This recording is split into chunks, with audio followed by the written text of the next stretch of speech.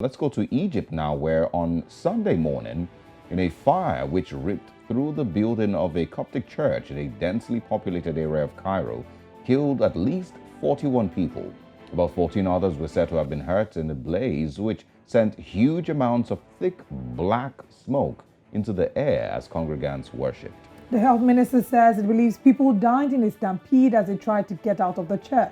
15 firefighting vehicles were dispatched to the scene, whilst ambulances ferried the casualties to nearby hospitals. In a statement put out by the Interior Ministry, it was said that a forensic examination showed that the fire began in the second floor air conditioning as a result. Now, this is one of Egypt's worst fire tragedies in recent years. I mean, they also had the fire tragedy last year, sometime in March, where a number of people were killed, about 20 people were killed. It's just really sad, Osalge, to see this happening. Imagine the people worshiping, and right during the worship, I read some of the witness accounts, and someone was saying he had just left his sister in church and he had walked a few miles outside the church when he heard an explosion, and he turned back and saw the church on fire, and he came back to identify his sister's body. There was another report of the number of children. Apparently there's a daycare as well in the church, and the number of children that died. There was one, a twin age 5 and another child 3, and these children. I mean, just thinking about it really, really breaks my heart to see. But the government has said that there will be compensation given to the families of the survivors, and that the church will be rebuilt.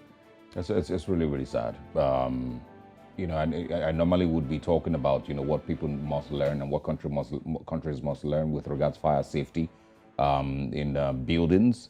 But sometimes, these tragedies just happen, and you can't really, blame, in its entirety failure of fire safety. Well, in some way, I mean, there are mixed reports. The relatives did argue, some of the relatives accused the fire service officials that they didn't come in on time. Yeah, well, there's but the government has come out to say that that's not the position, as the fire ambulances came 2 minutes after the fire erupted. I mean, there are some things that unfortunately just happen. I cannot imagine. My heart breaks just seeing these faces wailing, worshippers who have gathered together.